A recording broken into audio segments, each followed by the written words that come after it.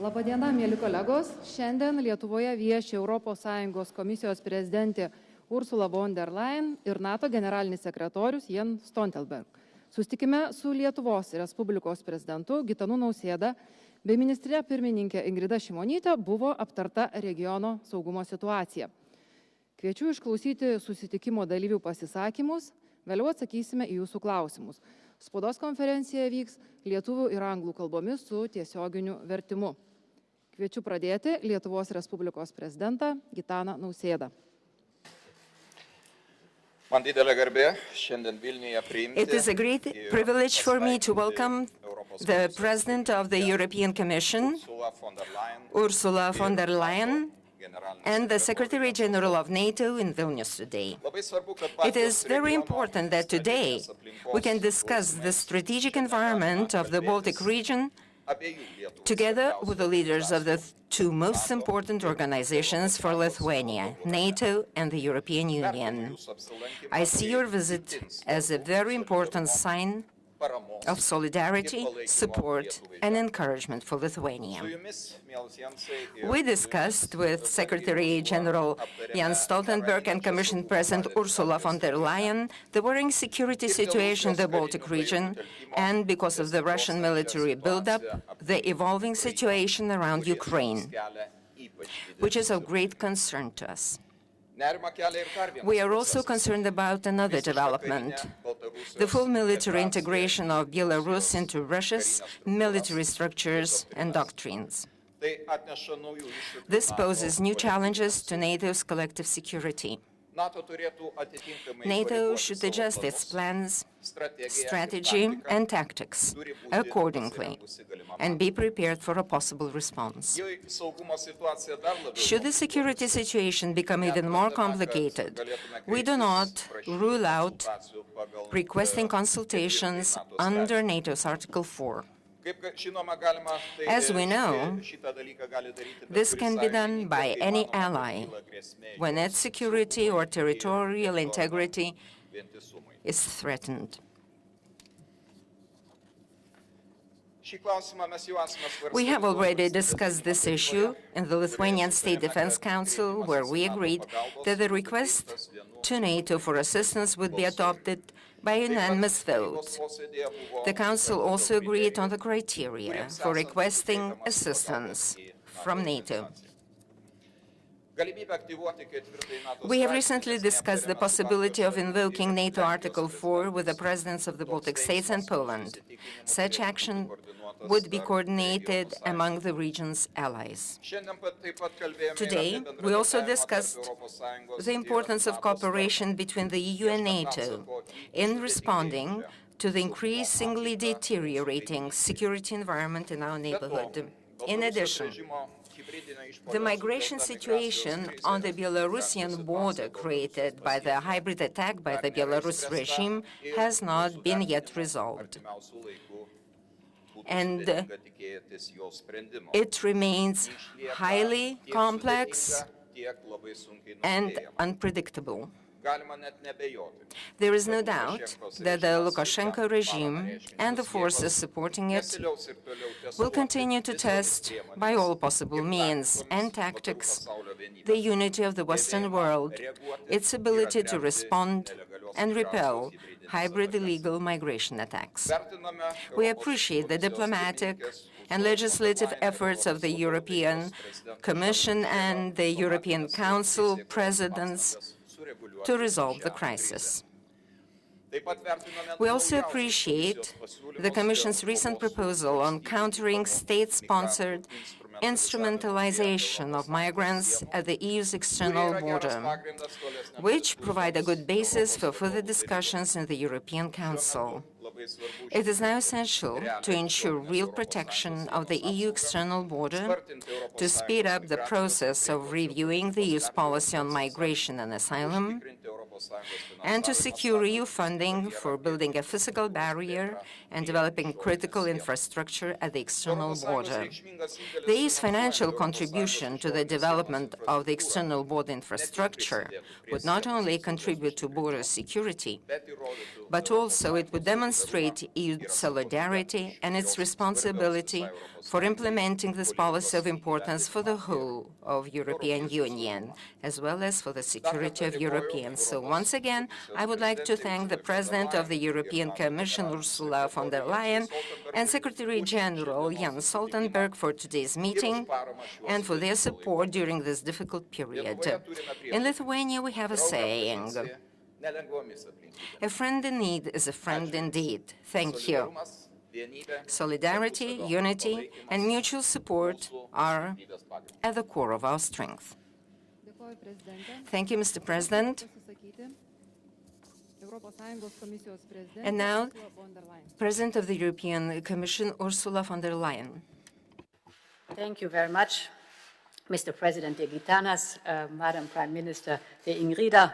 I'm very happy to be here today in Vilnius together with Secretary General Jens Stoltenberg. I want to assure you here of the EU's full solidarity with Lithuania, Poland, and Latvia in these very challenging times. For months now, Lithuania has been facing a deliberate, cynical, and dangerous hybrid attack, an attack organized by the Lukashenko regime. It is putting at risk the life of innocent civilians lured to the Belarus border under false promises.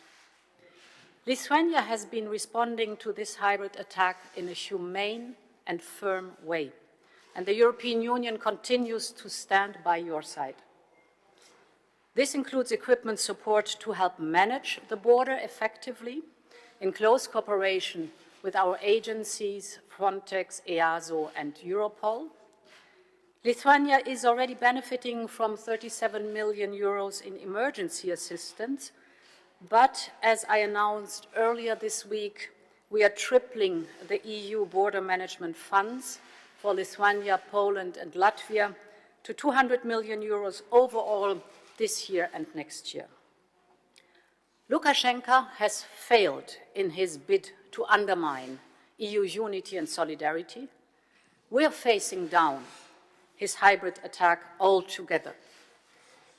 But we are also well advised to learn the lessons, to deflect away from their internal problems. Our opponents do not shy away from waging hybrid attacks on us. And these attacks can take multiple forms: disinformation, to stoke tensions within society. We saw that also in the pandemic and during our elections. Cyber attacks against individuals, institutions, and infrastructures, putting lives directly at risk. Or, as the current situation shows, the instrumentalization of human beings for political purposes. To respond to such events, it is important that the European Union and NATO work hand in hand.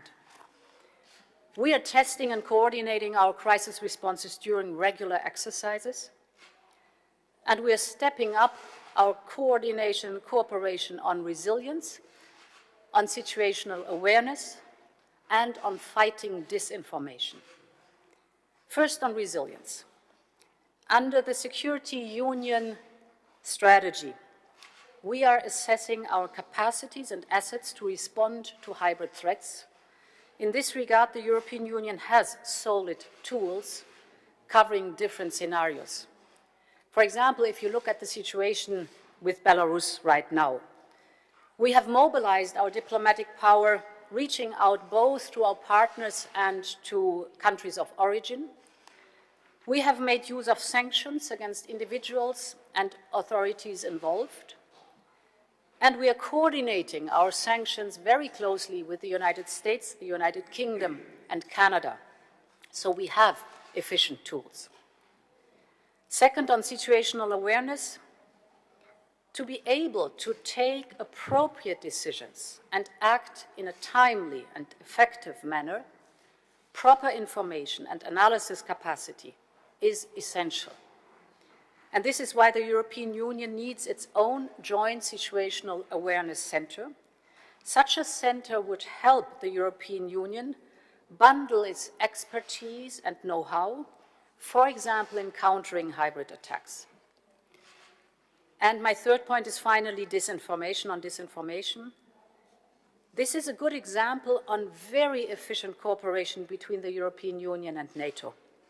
Our staff are in constant contact to prevent the spread of falsities and to block foreign intervention and interferences.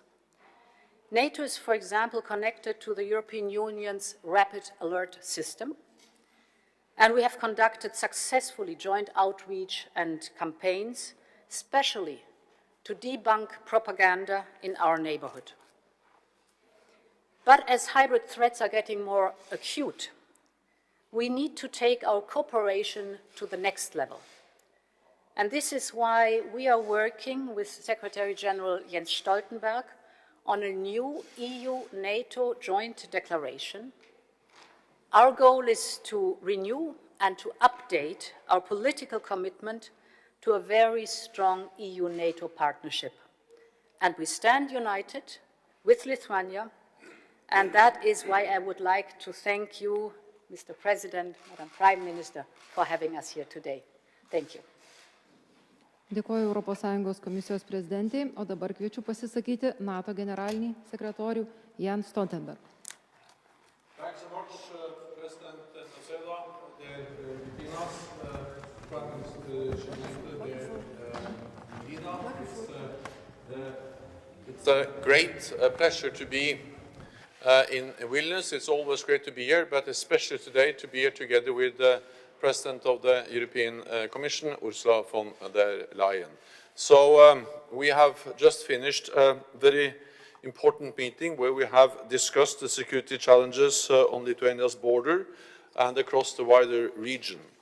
The Lukashenko regime is exploiting vulnerable people to put pressure on neighboring countries. This is inhumane and it is cynical. No NATO ally stands alone. All allies have expressed solidarity with Lithuania, and we have provided practical help. NATO recently deployed a team of experts to Lithuania to share information, analysis, and experience in countering hybrid threats. We are also in contact with partner countries that may be used for transit, and I welcome their efforts. This crisis affects both NATO and the European Union. Lithuania is a member of both organizations, so it is important for President von der Leyen and me to be here together today. NATO and the EU work together on a range of security issues, including on countering hybrid threats. And today we discussed how we could step up our joint work between NATO and the European Union, including through a new joint declaration. Because we are stronger and safer when we work together. We also discussed Russia's unexplained and unjustified military build-up near Ukraine. We call on Russia to be transparent, reduce tensions, and to de-escalate. NATO remains vigilant. We stand ready to defend all allies, and we will continue to provide our partner Ukraine with political and practical support.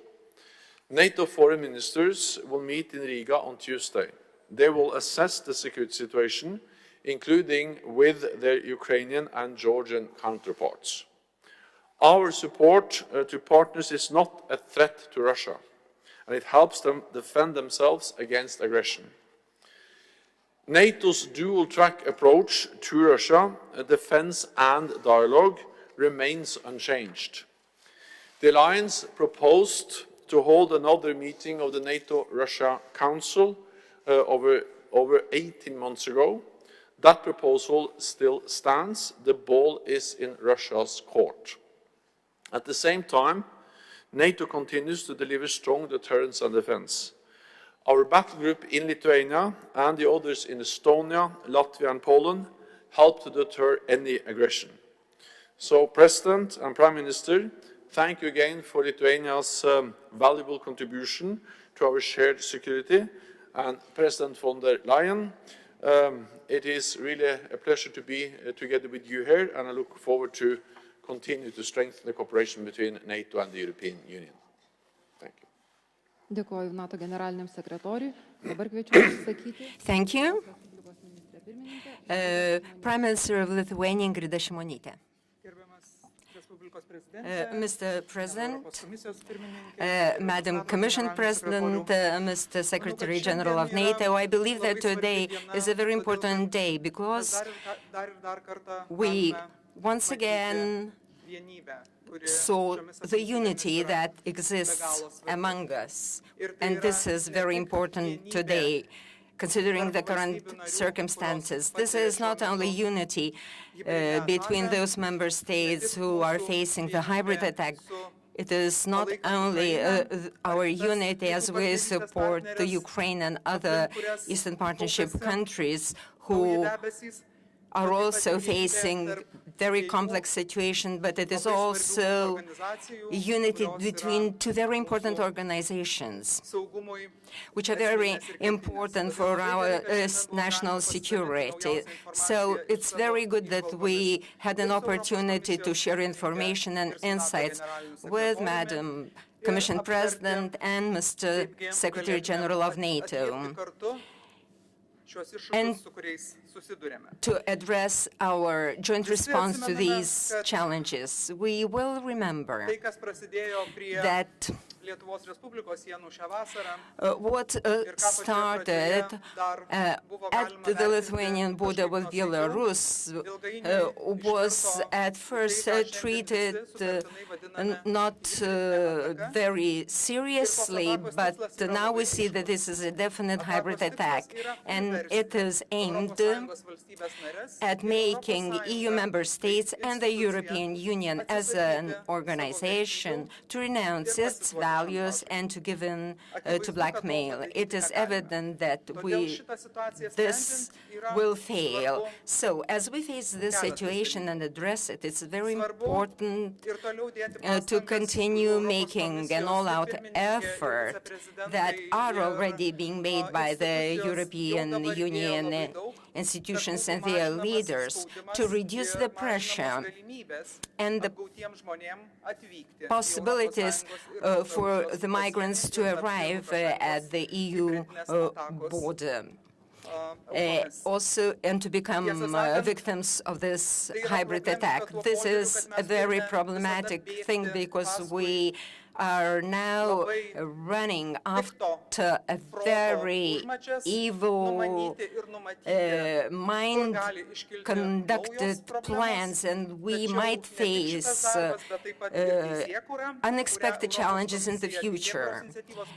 And the legislative efforts by the European Commission are very relevant in this respect, and they might be very helpful to deal with the situation more smoothly and quickly. Both legal acts on sanctions, legal acts on migration and asylum do not at the present moment respond to the current situation that has emerged. And of course, it is very difficult for the European Union to plan ahead in such a situation, especially when we have orchestrated action by a person who clings to his power. So it is very important to remember how it all started and why we are where we are. It started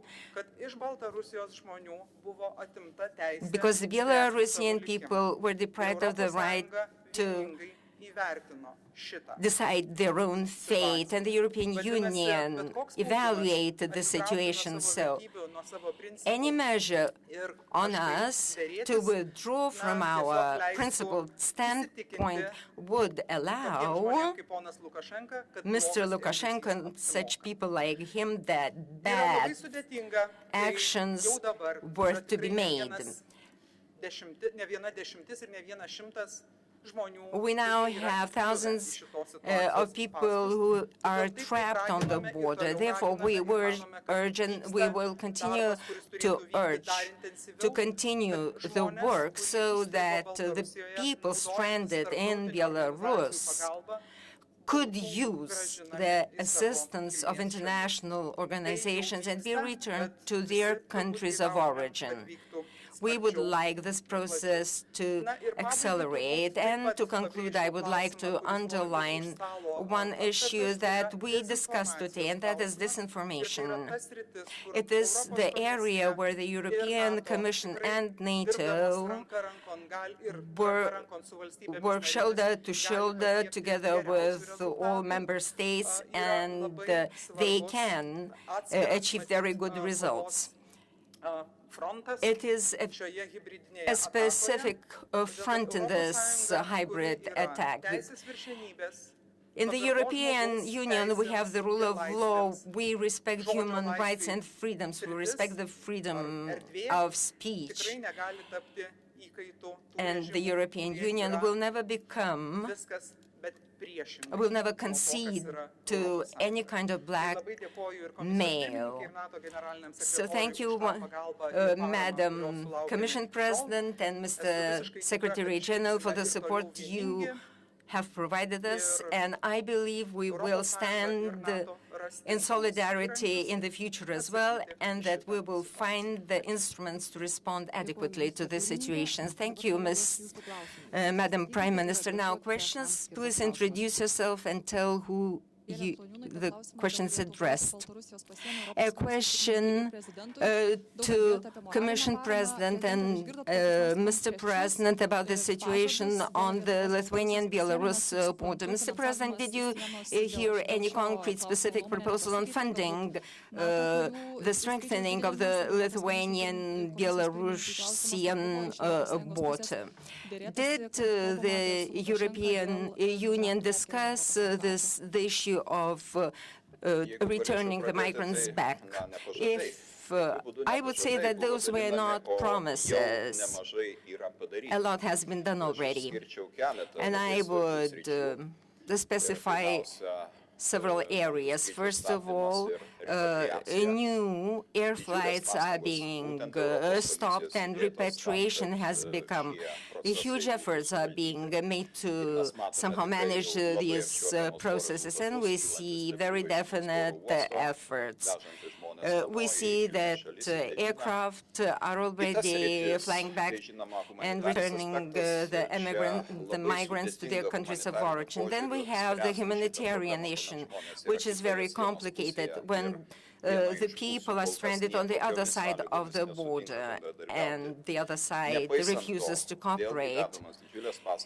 Nonetheless, every effort is made to allow international humanitarian organizations to provide help on the ground. And the third area is sanctions. And speaking about sanctions, we should also underline its prospects, and today we would like to direct these sanctions at those institutions, those physical persons who are directly involved in people smuggling. I can describe this process in no other words. So we are working on this, and yet another package of sanctions is now being drafted. Everything will depend on the way the regime will respond. Then we have the issue of funding the external border control measures, and the Commission President has done a lot to make this issue very resonant internationally, and various ways of resolving the issue are being sought. We have recently discussed the issue of additional measures to guard the border, including financial measures, which will be specified in the future. We will discuss it in different formats, but I would like to take the opportunity opportunity to thank you, Ursula, for your personal engagement in this problem. Together with Mr. Stoltenberg, we discussed deterrence as the main instrument to resolve the current problems that have emerged. We know that deterrence is always better than the collective defense. So we have to to do everything possible so that the people on the other side should understand any kind of intervention, any kind of attack will not pay. You will be provided with a strong response.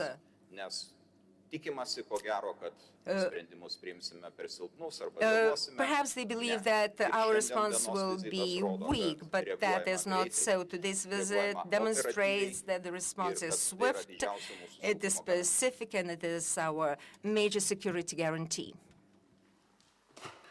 Yes, thank you for perhaps, first of all, having a look at your question.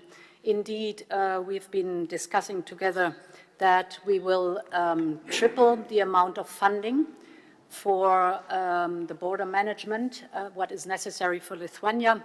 And this includes, for example, you have a very long border.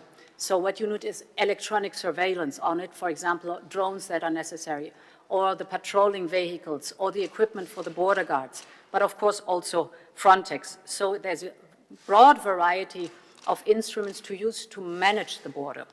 And then indeed the process of repatriation, we have been immediately in contact with IOM and UNHCR, who are working on Belarus territory to support the repatriation of migrants trapped at the EU-Belarus border. And this is increasingly now being successful. I want to commend Iraq for very good cooperation here. 75% of the migrants that are trapped at on Belarus territory are from Iraq. And Iraq has immediately responded, now repatriating with aircrafts citizens back to Iraq. We accompany that through IOM and UNHCR, but of course also through funding that we are giving to the UN agencies.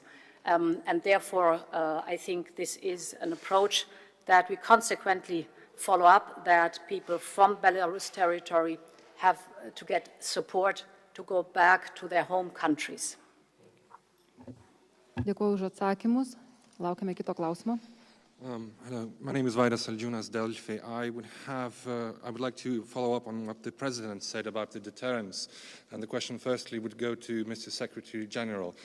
So more than a week ago, you spoke in NATO conference and you were talking about the nuclear sharing. And you entertained quite an interesting, and some might say bold idea about Germany. I quote you, Germany can of course decide whether there will be nuclear weapons in your country, but alternative is that we easily end up with nuclear weapons on other countries in Europe, also in the east of Germany. Now, could you elaborate, what are those countries? What did you mean by those countries in the east of Germany? Are we standing in one of those? And secondly, NATO, and especially you stood for not mirroring Russia's actions, aggressive actions. However, some NATO officials have admitted officially that there may be a need for non-nuclear strategic offensive capabilities, long-range weapons deployed in Europe. With recent deployment of US or reactivation of US 56 Artillery Command in Europe and subsequent deployment of hypersonic weapons, do you see that as a contradiction to what you said about not mirroring action, or is this further NATO policy?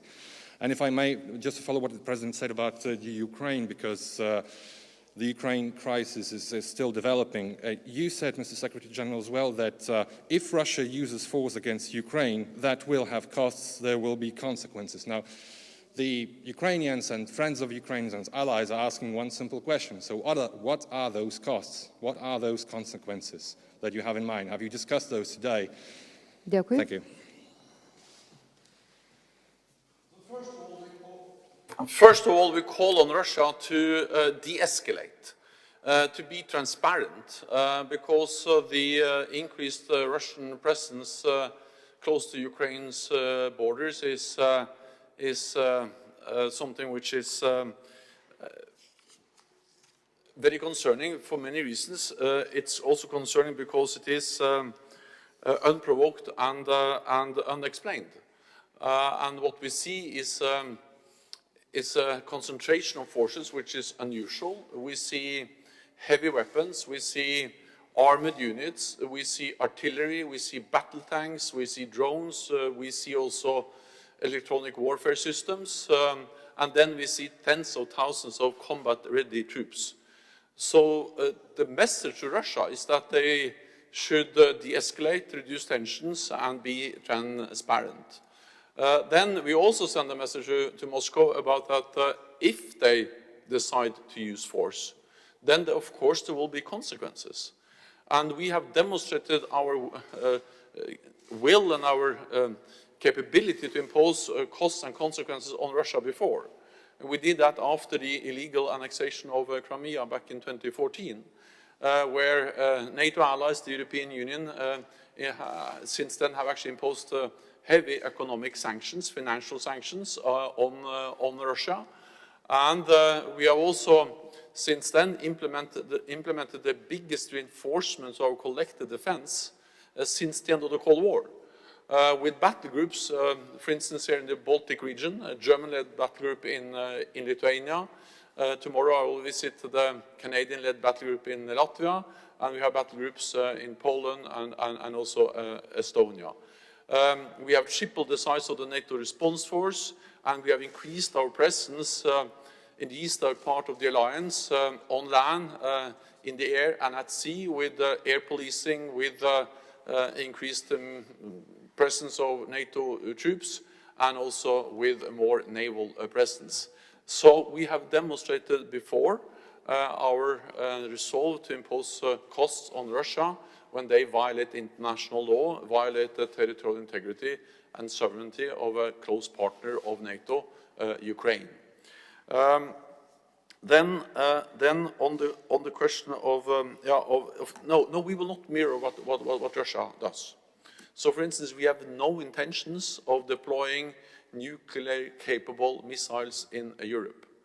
But of course, we need to respond when we see Russia constantly violating arms control agreements that led to the demise of, for instance, the INF Treaty that banned all intermediate-range weapon systems. When they test and deploy new advanced nuclear-capable systems, then, of course, we need to make sure that we continue to have credible deterrence and defense in a changed security environment. And therefore, we are investing more. We have modernized also the NATO command structure, and we have increased the readiness of forces. We are also improving air and missile defense systems. We are looking into also conventional capabilities, and we will continue to work for arms control, because the best thing would be if we could now stop this development where we see more and more new weapon systems being deployed by Russia, but also by China, that poses a challenge to NATO allied countries. Then on the nuclear sharing, well, so that was part of a discussion in Germany before the new government presented its platform for the new incoming government in Germany. Now the new platform has been presented, and in the new platform it's clearly stated that Germany will continue to be part of nuclear sharing, and therefore this is not in any way any issue anymore. I welcome that decision by the incoming German government. Thank you for your answers. Thank you for your questions. Thank you for taking part in this press conference, and have a nice day.